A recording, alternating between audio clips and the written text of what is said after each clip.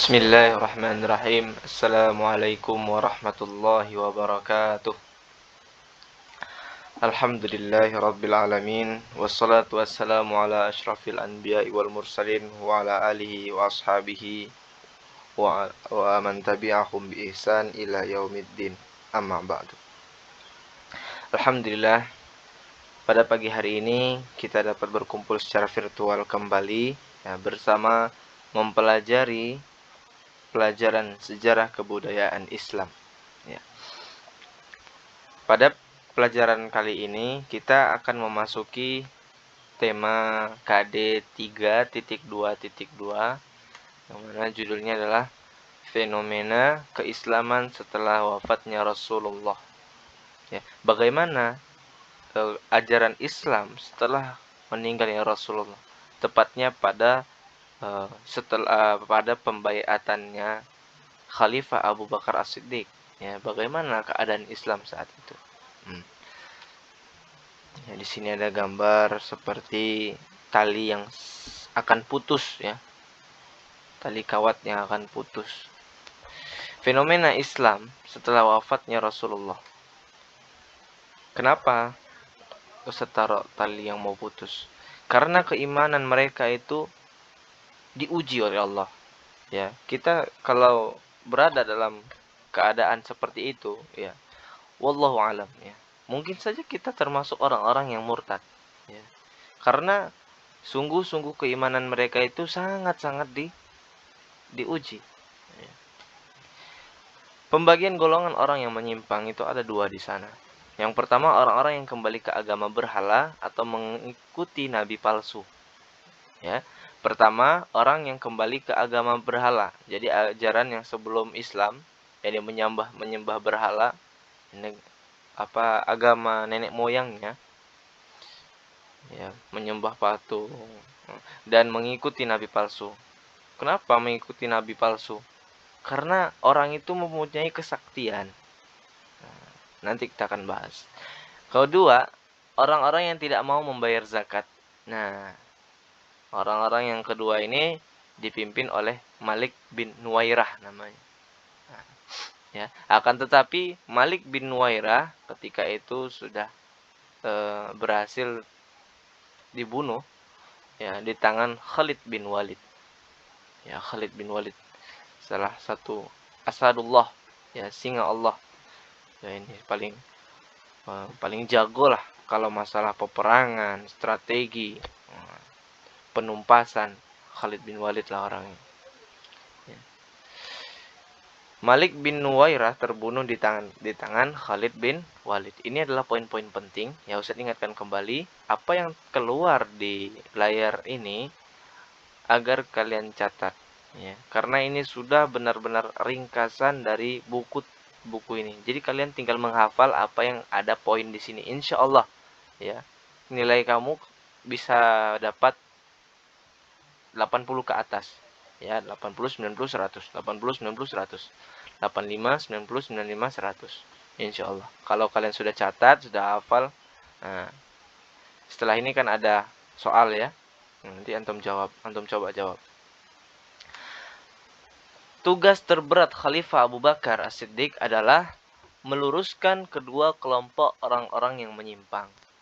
Yang mana kedua kelompok? Yaitu yang di atas. Yang pertama, orang-orang yang kembali berhala atau mengikuti ajaran nabi palsu.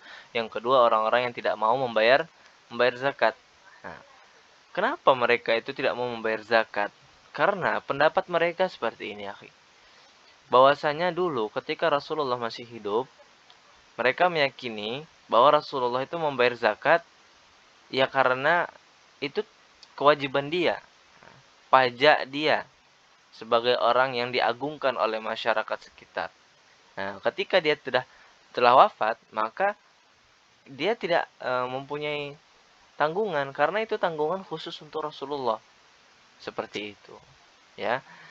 Nah, jadi tidak diwajibkan zakat selain untuk Rasulullah. Inilah orang-orang yang tidak mau membayar zakat. Alasan mereka. Sedangkan itu alasan sudah berkali-kali diingatkan oleh Abu Bakar. Kalian diwajibkan oleh Rasulullah untuk membayar zakat. Membayar zakat itu sedikit. ada zakat fitrah dan ada zakat mal.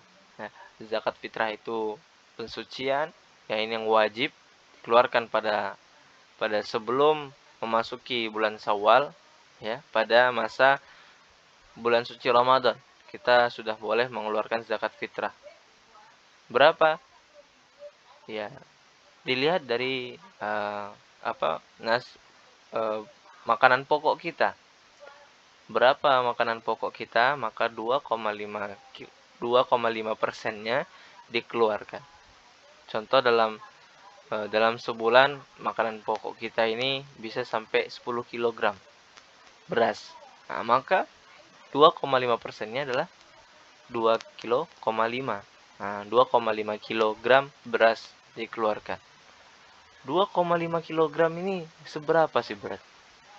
Kalau dulu mungkin pakai gandum atau kurma, ya macam-macam. Ya. Masing-masing ada nisabnya dan ada ketentuannya. Dan ada zakat mal bagi orang-orang yang sudah memiliki harta yang sudah mencapai haulnya dan nisabnya juga. Ya, ini jadi masuk ke fikih nanti. Singkat saja, lanjut kembali ke laptop.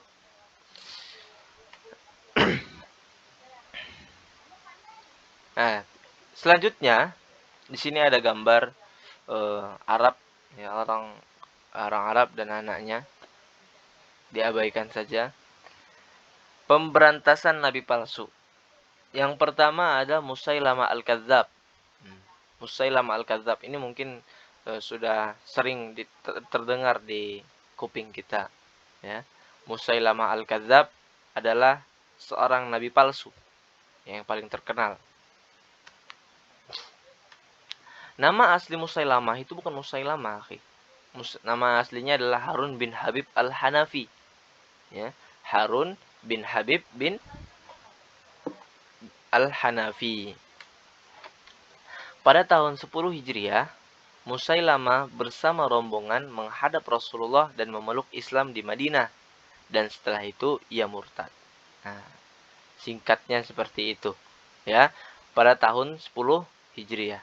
Jadi ketika 10 Hijriah, ketika Rasulullah masih hidup, ya, ia beriman kepada Rasulullah, mengakui Allah Subhanahu wa taala Tuhan yang satu, Maha Esa, dan mengakui bahwa Rasulullah adalah utusan Allah, bahwa Muhammad adalah utusan Allah.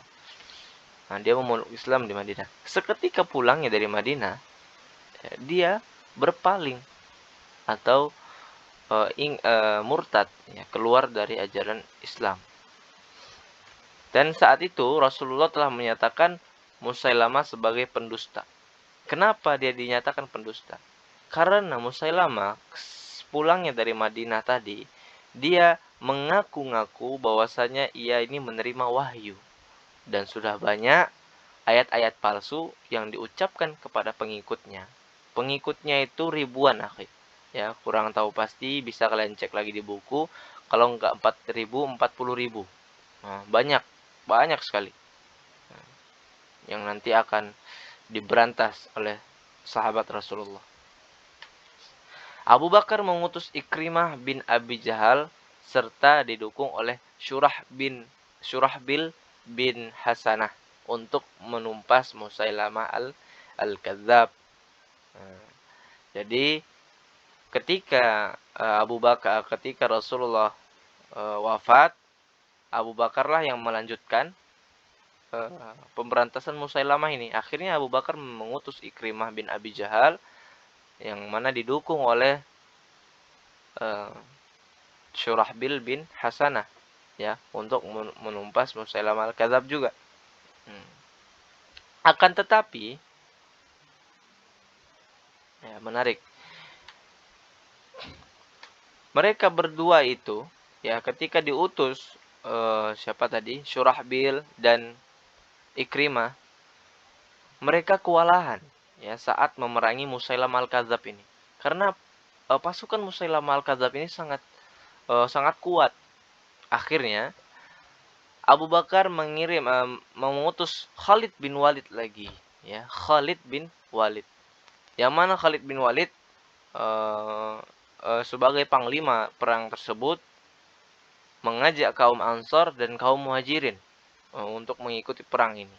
Nah, yang mana kaum Ansor ini dipimpin oleh Sabit bin Qais bin Syammas, dan Muhajirin dipimpin oleh Salim Maula, Abu Huzaifah, dan Zaid bin Al-Khattab. Nah, jadi 2 orang yang memimpin di Muhajirin dan 1 orang, yakni Sabit pada pada kaum Ansor. Ya. Akhirnya peperangan Musailamah ini disebut dengan perang Yamamah. Ya. Nah, ini penting. Sebut sebagai perang Yamamah. Kenapa perang Yamamah? Karena terjadi di kota Yamamah. Gitu. Perang Yamamah, penumpasan Musailamah Al-Kadzab sebagai nabi palsu. Musailamah terbunuh oleh tombaknya Wahsy.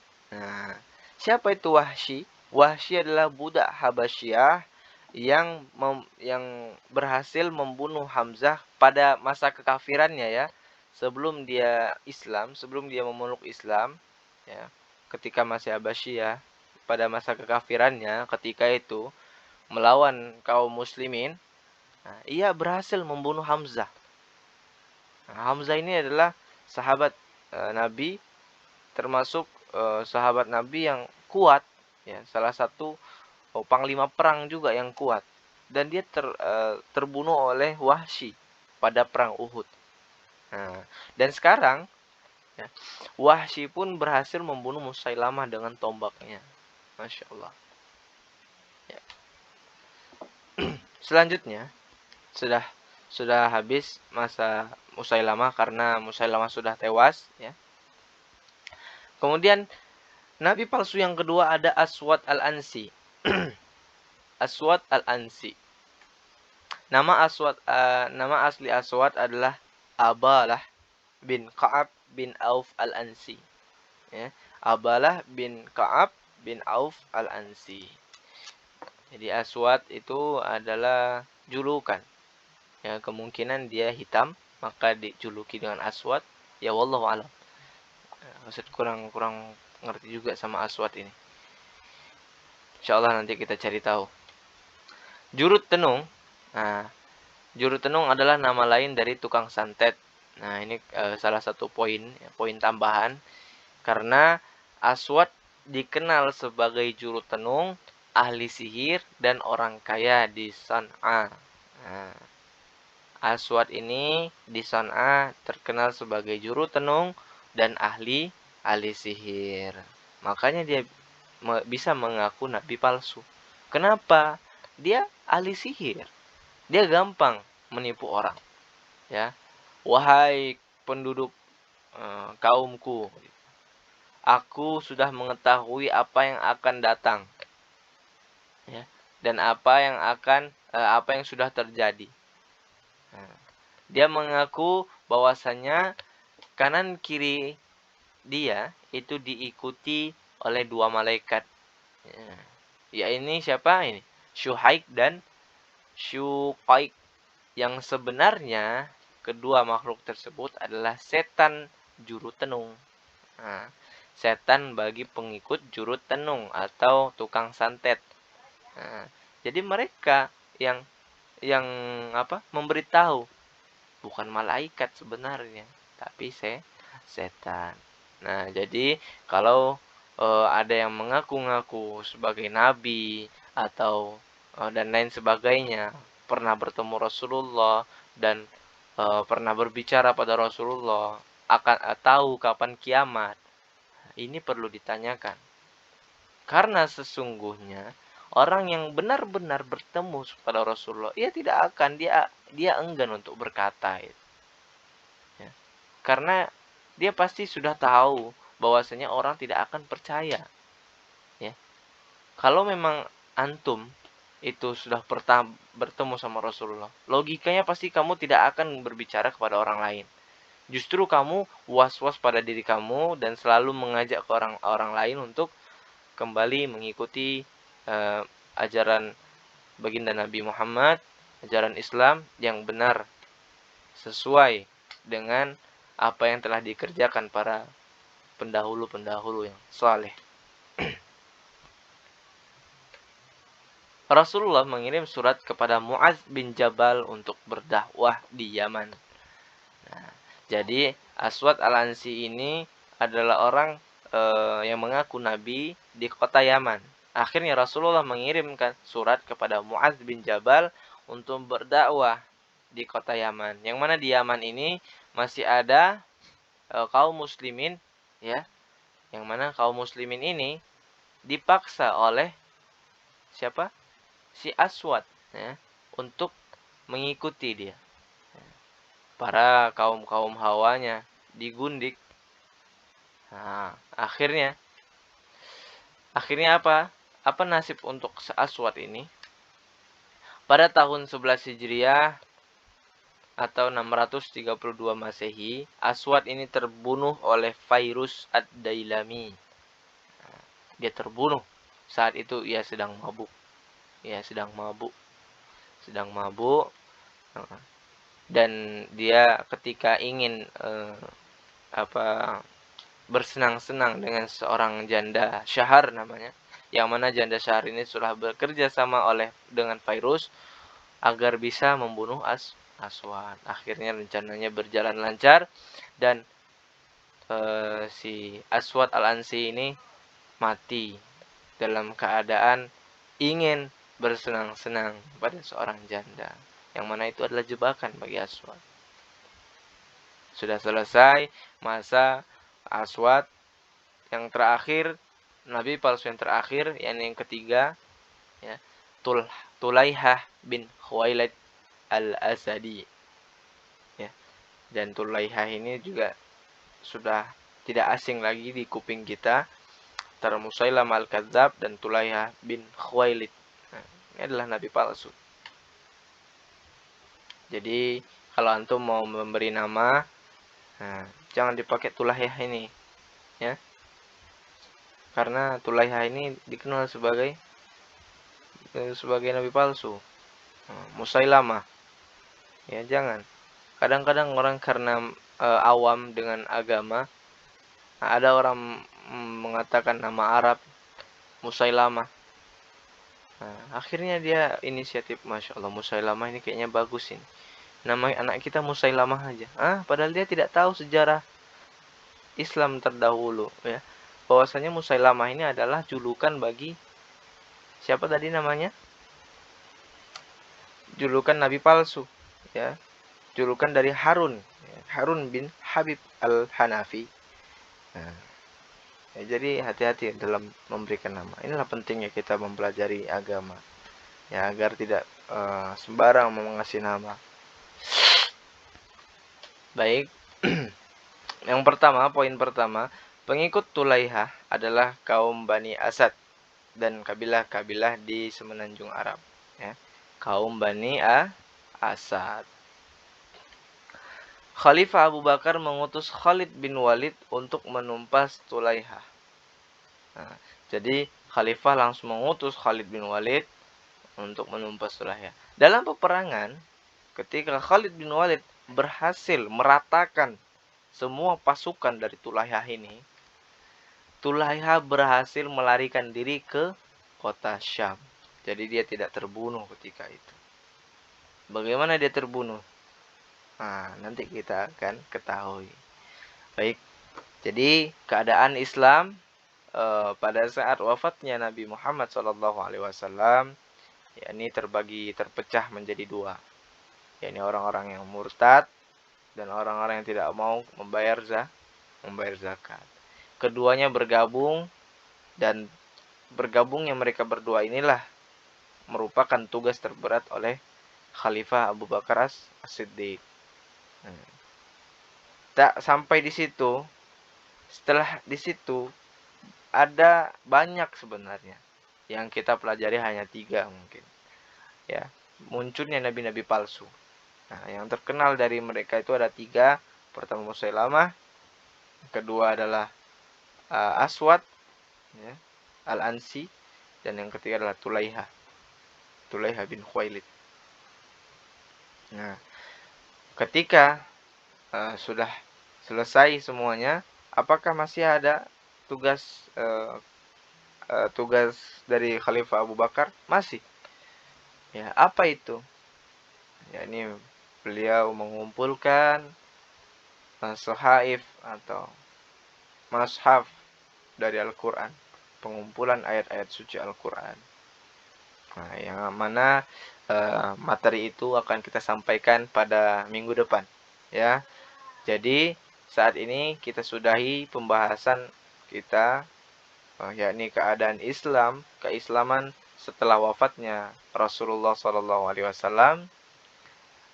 Mari kita tutup bersama pelajaran kita pada pagi hari ini dengan bersama membaca kafaratul majlis. Subhanakallahumma wa bihamdik, subhanallahi wa bihamdihi, astaghfiruka wa atubu ilaik. Ustaz mohon maaf karena setiap perkataan, setiap orang yang berkata, baik yang sengaja ataupun tidak sengaja, ada kata-kata yang tidak mengenakan di hati dan cenderung tidak sopan atau apa segala macam. Mohon minta maaf Ustaz, mohon maaf sebesar-besarnya. Karena yang pasti adalah manusia itu tempatnya salah dan lupa. Ya. Wabillahi taufiq wal hidayah. Assalamualaikum warahmatullahi wabarakatuh.